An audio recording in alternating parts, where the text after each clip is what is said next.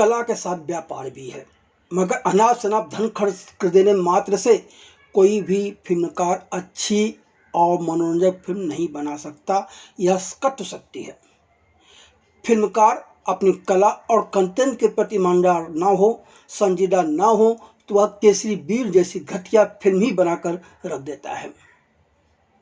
जबकि इस फिल्म के निर्माता कन्हू भाई चौहान ने इस फिल्म के निर्माण में पानी की तरह अपना पैसा बहाया है, मगर फिल्म के निर्देशक प्रिंस धीमान के ऊपर तो बाजीगर, छावा, पद्मावत, RRR के साथ ही बाहुबली का हैंगओवर रहा, जिससे वह उबर ही नहीं पाए।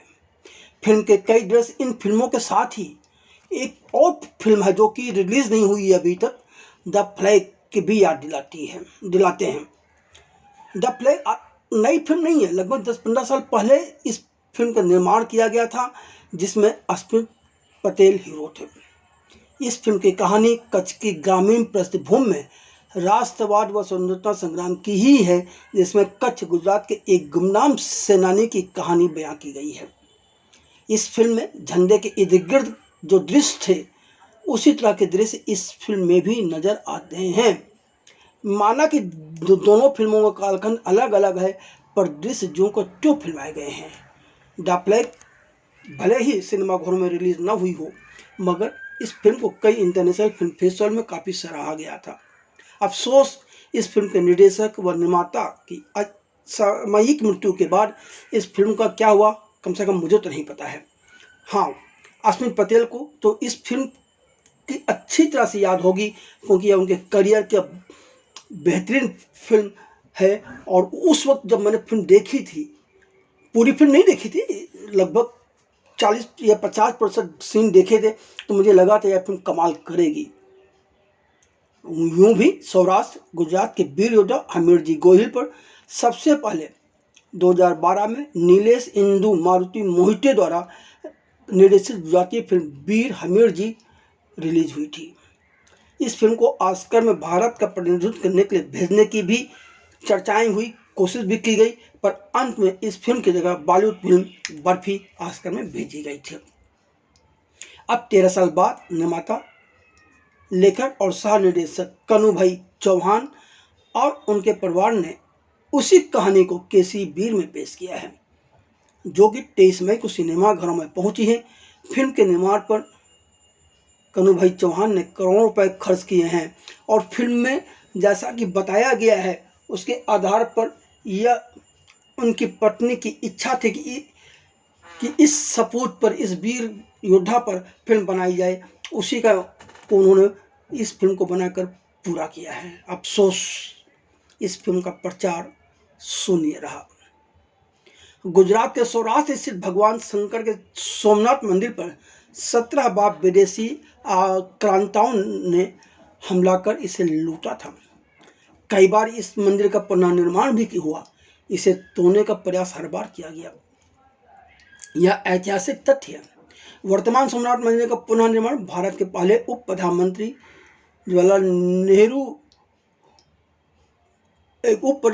वल्लभ भाई पटेल के निर्देशों के बाद किया गया, और मई 1951 में इसकी प्राण प्रतिष्ठा समारोह आयोजित किया गया था। हमीरजी गोहिल को श्रद्धांजलि देने के लिए 2009 में मंदिर के पास उनकी प्रतिमा भी स्थापित की गई। मतलब गुजरात के लोग, कम से कम सौराष्ट्र के लोग, तो हमीरजी गोहिल के कारनामों से, उनकी वीरता से परिचित है। सबसे बड़ी चीज़ ये है कि हमीरजी गोहिल राजपूत राजकुमार थे, और महज 16 साल की उम्र में उन्होंने सोमनाथ मंदिर को सुरक्षित करने के लिए लाखों सैनिकों के सामने भिड़ गए, और अपनी जान गंवा दी, पर जो मुख्य विलेन था उसे उन्होंने बख्शा नहीं था। जहाँ तक 2 घंटे 41 मिनट की आवाज वाली फिल्म की कहानी का सवाल है, तो यह कहानी 14वीं शताब्दी के अंत की है।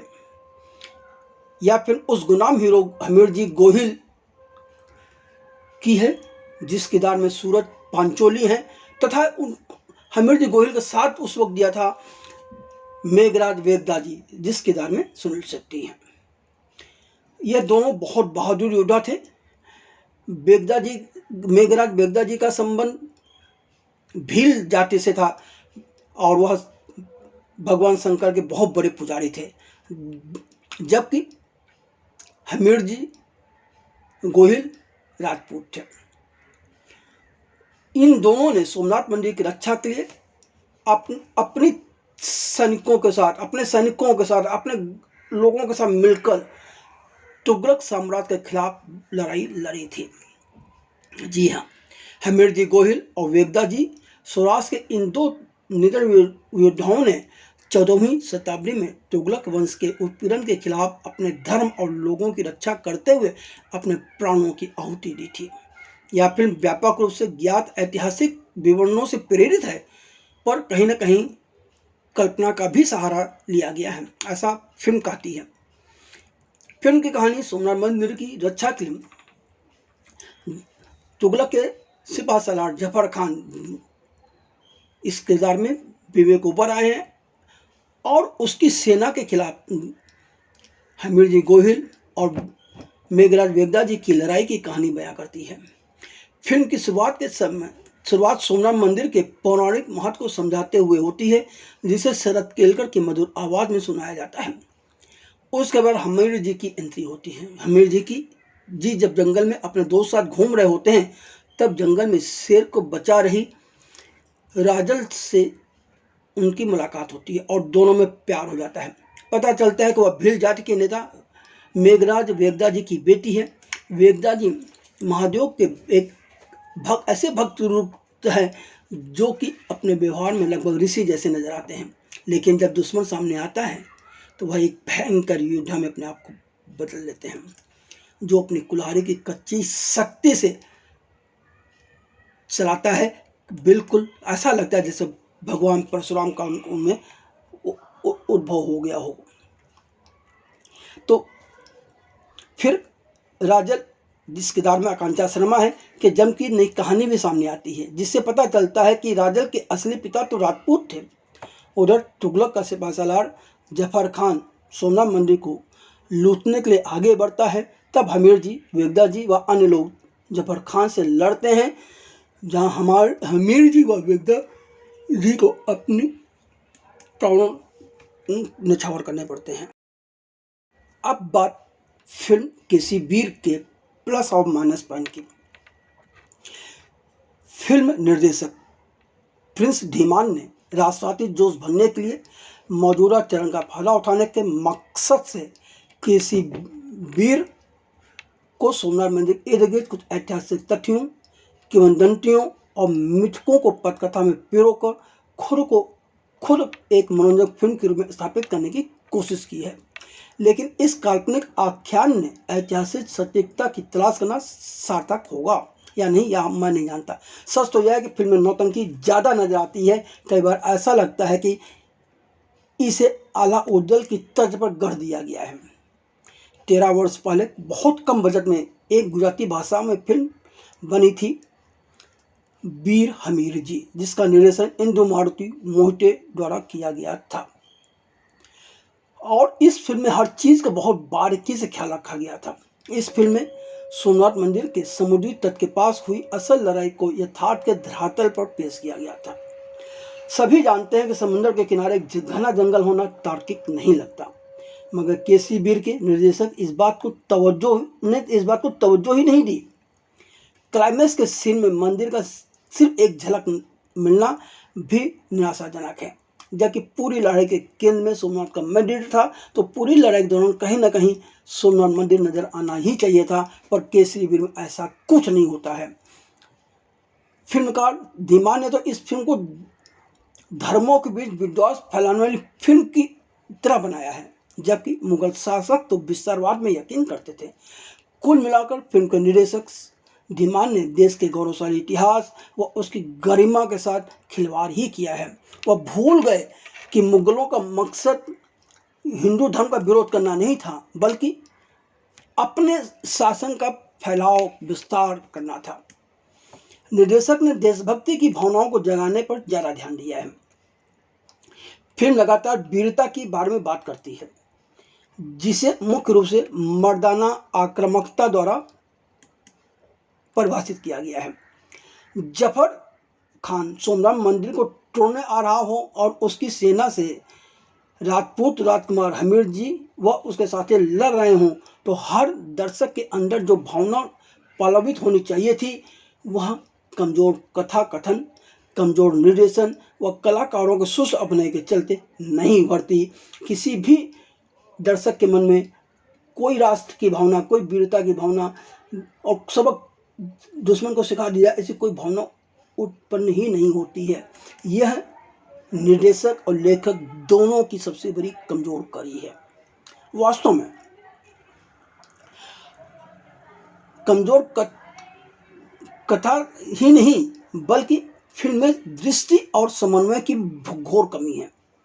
कहानी पूरी तरह से बिखरी हुई है, किरदार अधूरे हैं, किसी भी किरदार पर ठीक से काम नहीं किया गया, किसी भी चरित्र चित्रण पर ध्यान नहीं लगाया गया और कुल मिलाकर एजुकेशन भ्रमित करने वाला है। इस फिल्म के निर्माण में, जैसा कि मैंने पहले भी कहा कि निर्माता ने अपनी तरफ से पानी की तरह पैसा बहाया है, पर अफसोस जो इस काम को अंजाम दे रहा था उसने अपने काम को ईमानदारी से नहीं किया है। यह अच्छी बात तो नहीं कही जा सकती, यह नुकसान की बात है, किस गलत चीज़ है। फिल्म को अधिक खूबसूरत और बेहतरीन लोकेशन में फिल्माया गया है।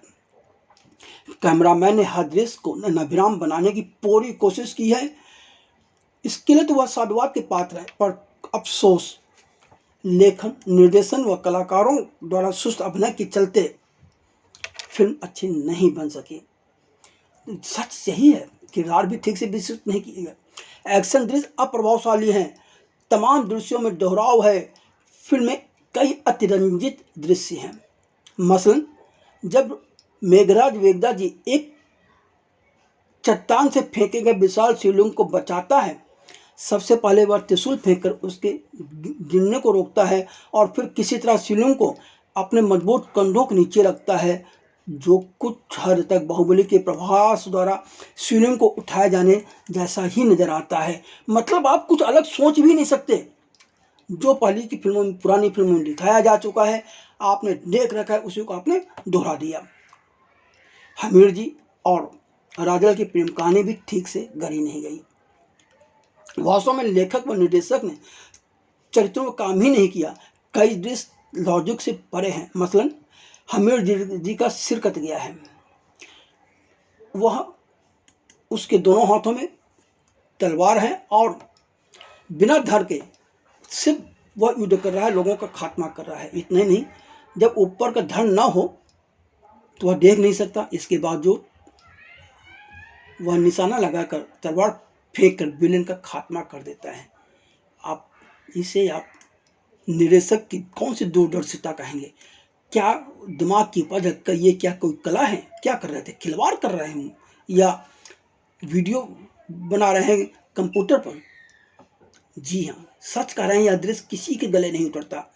कुल मिलाकर केसरी वीर एक निराशाजनक फिल्म है, जो कई मोर्चों पर असफल रही है। चाहे फिर वह कहानी का मसला हो, कलाकारों के अभिनय का मसला हो या निर्देशन हो, फिल्म से जुड़े किसी भी कलाकार ने ईमानदारी से अपने काम को अंजाम नहीं दिया।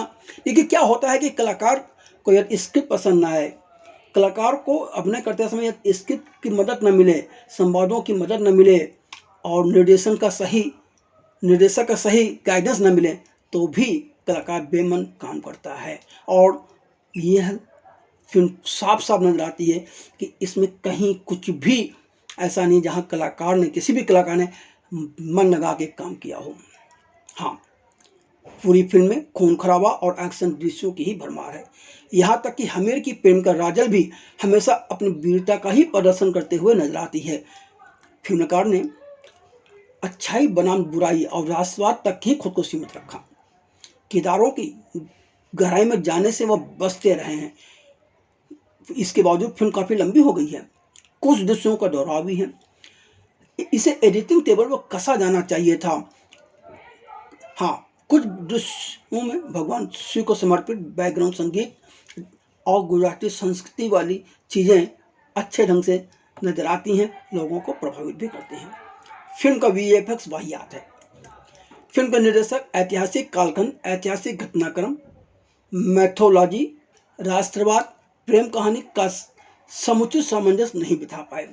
सुनील शेट्टी यानी कि मेघराज द्वारा राजल की असली पहचान यानी कि वह भील नहीं बल्कि राजपूत है को बताने की जरूरत भी समझ से परे है। हमीर जी राजल और हमीर जी गोहिल और उनके सैनिकों को युद्ध लड़ने की अनूठी शैली थी, पर उसका अध्ययन करने के बजाय निर्देशक ने उनके युद्ध को भी मराठा गुरिल्ला युद्ध की तरफ इस फिल्म में फिल्मा दिया है। इस तरह फिल्मकार ने इतिहास को नुकसान ही किया है, कोई फायदा नहीं पहुंचाया है। यह कला का भी एक तरह से अपमान है। जहां तक अभिनय का सवाल है तो 16 साल के राजकुमार हमीर जी के किरदार में 34 वर्षीय सूरज पंचोली का चयन ही गलत है। उनकी भावनात्मक अभिव्यक्तियां और संवाद अदायगी भी ठीक से जमती नहीं है। इस तरह के मजबूत चरित्र की जो भावना और जो तीव्रता एक कलाकार को होनी चाहिए, उससे सूरज पंचोली कोसों दूर है। मेघराज वेगदा जी के किरदार में कई जगह सुनील शेट्टी खुद को दोहराते हुए नजर आए हैं। युद्ध के अंतिम दृश्य में वह फिल्म बॉर्डर की याद दिला देते हैं। क्रूर मुगल शासक हमलावर, बल्कि कहें तो कि क्रूर मुगल हमलावर सदर जफर खान के किरदार में विवेक ओबराय ठीक ठाक हैं। राजल के किरदार में आकांक्षा शर्मा सुंदर लगी हैं, मगर उन्हें अभी अभिनय में अपना सिक्का जमाने के लिए काफ़ी मेहनत करने की ज़रूरत है। अब आप स्वयं तय करें कि फिल्म के शिविर आप देखना चाहेंगे या नहीं देखना चाहेंगे। क्या आप अपनी गाढ़ी कमाई को इस तरह की फिल्म के लिए खर्च करना पसंद करेंगे? अगर आपने फिल्म देख ली हो तो कृपया कमेंट बॉक्स में लिखकर अवश्य बताएं कि आपको यह फिल्म कैसी लगी। यदि आपको हमारा यह वीडियो पसंद आया हो तो इसे लाइक ज़रूर कीजिएगा और इसे अपने दोस्तों के बीच शेयर कीजिएगा। हम फिर मिलेंगे अगले वीडियो में।